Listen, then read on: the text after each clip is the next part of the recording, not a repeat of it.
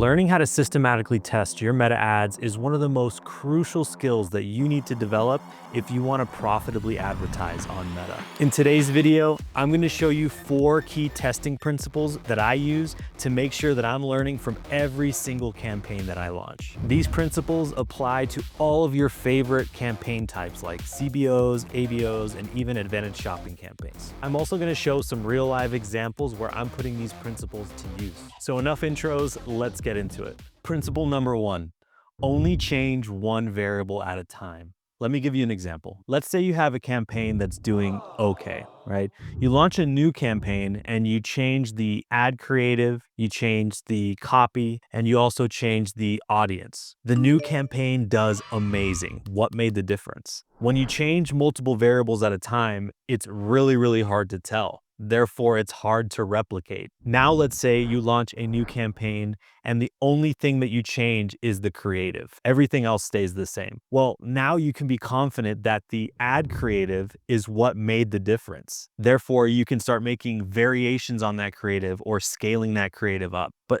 since you only changed one variable, you can be sure of what it was. So changing one variable at a time is a crucial thing that I recommend that you start doing. If you change too many things at once, you won't be sure. If you change one thing at a time, it might be a little bit slower, but you're going to be 100% sure of what made the difference. Principle number 2, use apples to apples comparisons. So let's say you set up a new campaign with 1 ad set and 4 ads. Let's say you do 2 videos, 1 carousel, and 1 static image. What tends to happen is Meta will kind of skew spend towards certain creative formats. It almost favors certain formats, right? What I found is that Meta tends to skew spend first towards dynamic product catalog ads. The second is videos or reels, right? They're trying to push reels as a platform. Like the algorithm is like favoring reels. Then it's going to be carousels or images that you can swipe through. These are known to have quite high click-through rates and engagement. And then after that, it's going to be static images. This is not like a 100% rule, but generally this is what I'm seeing happening in the ads manager. So if you're setting up an ad set and you include a carousel, a dynamic catalog ad, a video, and a static image, I would bet that the dynamic catalog is going to get most of the spend, and then maybe the video, and then the carousel, and then the static image. Okay, it's not always going to happen like that. I have seen like videos take more spend than a dynamic catalog ad, or I've even seen images take more spend than videos. What I recommend, if you want to test certain types of creative, let's say you have 5 static images. Well, I recommend you do an apples to apples comparison, right? You do 1 campaign, 1 ad set, and then put 5 images in there and let them compete against each other. They're all kind of starting from the same place, I guess you could say, and they're the same creative format. So they're all going to be treated more or less the same way by the algorithm. So if you want to test videos, I recommend you group your videos together in an ad set, right?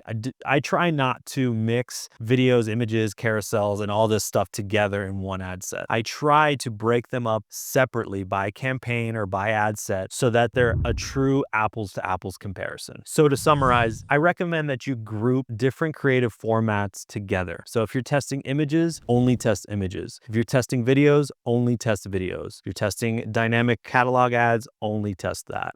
When you start to mix and match all the different creative formats inside an ad set or a campaign, it's really not a true apples to apples comparison. The algorithm favors these different creative formats differently. So maybe you're not giving those static images a chance if you have a reel in there, for example, that's just going to take all the spend. You get my point? Let's say that you wanted to test audiences, for example. Let's say you have 1 campaign with 2 ad sets, right? One is interest-based and another one is lookalikes, right? Well, what I see people do all the time is that they'll put some creatives, let's say creative A and B in ad set 1 with the interest, and then they'll put creative C and D in the lookalike campaign. So there's different creatives in each, and they're comparing the 2 audiences in a CBO, for example. That's not a true apples to apples comparison, right? If it was an apples to apples comparison, we would have the same exact creative inside of each ad set. And then the only variable that we would change is the audience. That way we know that it was the audience that made the difference. We can compare the CPMs, the results,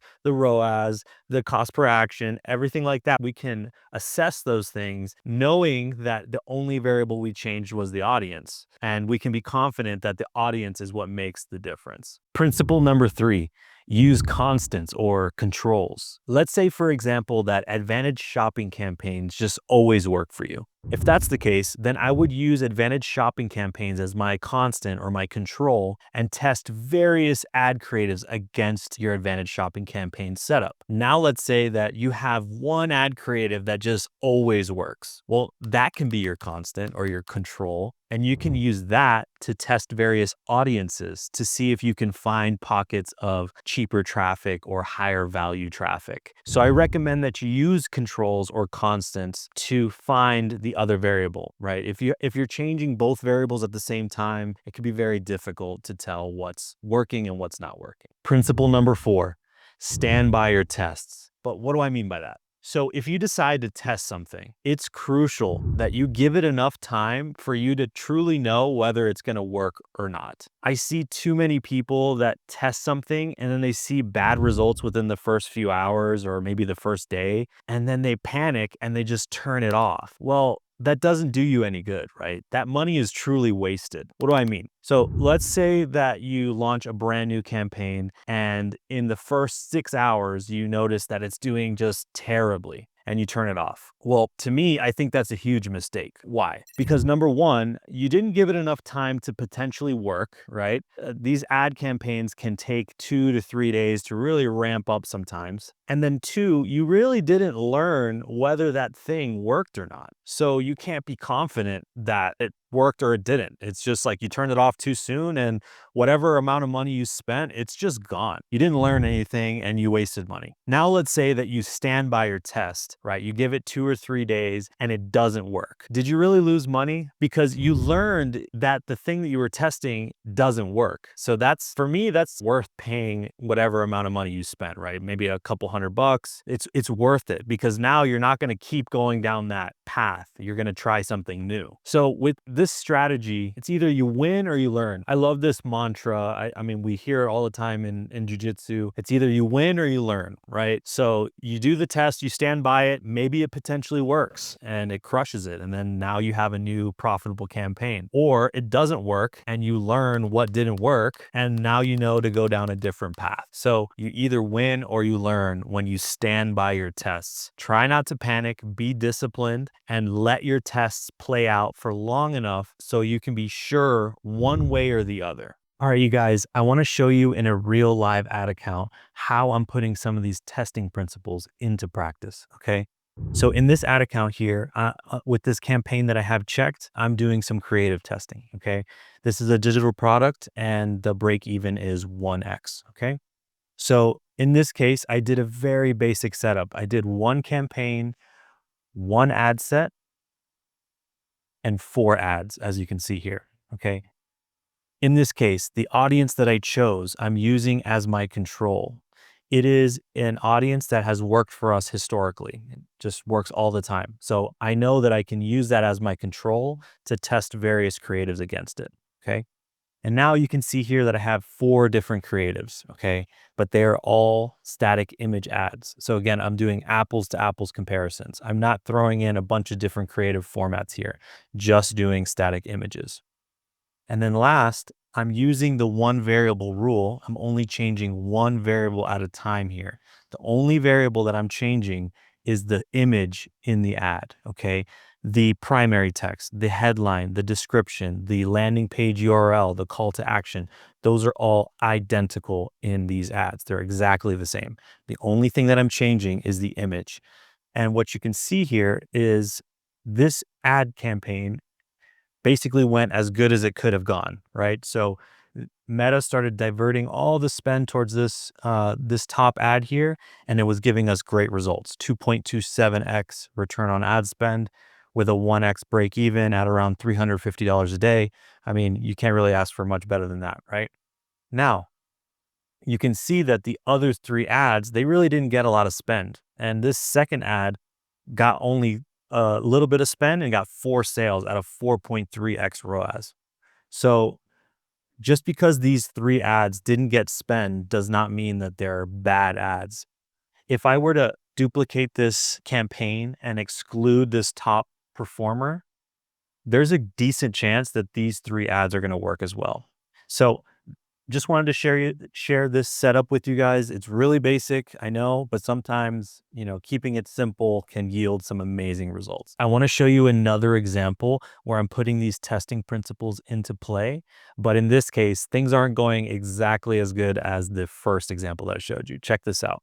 So in this case, I have a physical product. The break even is 1.3x. And I'm doing a $100 a day campaign where I'm testing a few different creatives. So you can see here, I have a super basic setup, right? 1 campaign, 1 ad set, and 3 creatives, okay? The audience that I chose is one that's historically worked for us. So again, I'm using this as my constant or my control to test various creatives against it. In this case, I'm testing only videos, okay? So I'm not throwing in static images or dynamic product catalogs, nothing like that, just videos. So it's an apples to apples comparison. And then last, I'm only changing 1 variable between these 3 ads. The only variable that I'm changing is the video. All the copy and the links and the call to action, everything else inside this ad is exactly the same. So now let's take a look at the results. This started on the 16th of January. And today is the 19th. Okay, so it's been running for a few days, and we can see a classic example of what can happen in meta ads, right? You can see this top ad is getting most of the spend and it's giving us poor results. But what you can also see is the one that barely got any spend got way better results. It got 2 purchases. So you can see the top one, 0.49 ROAS, 1 purchase with $200 spent. And then this bottom one has $36 spent, 2.68 ROAS, and two purchases. So this is a classic example of Meta's algorithm basically getting it wrong. And we as advertisers need to step in and do something about this. Otherwise, it's going to optimize in a bad way. Okay, so what would I do here? Well, for me, this one's pretty simple. Both of these top 2 spenders are basically unacceptable in terms of their return on ad spend, and their cost per results are way too high, where this bottom one is doing quite well. So I'm simply going to flip these 2 off, okay? And that's going to divert the spend to this last one. Now, this last one, this is kind of like shuffling the deck, right? It's kind of like rolling the dice a little bit, right? This isn't like I'm going to show you more examples in the future of how we can be a little bit more strategic with this one, with this type of decision making. But for me, I have experience. I kind of know what's going on in this ad account. I'm just going to turn these off. It's going to divert the spend to this bottom one. And there's a decent chance that this one's going to start getting, it's going to get more spend, but there's a decent chance that it's going to perform well. So I'm going to give it another 2 or 3 days and then assess again. And if it's not working well, I'll just close the whole campaign and start from scratch.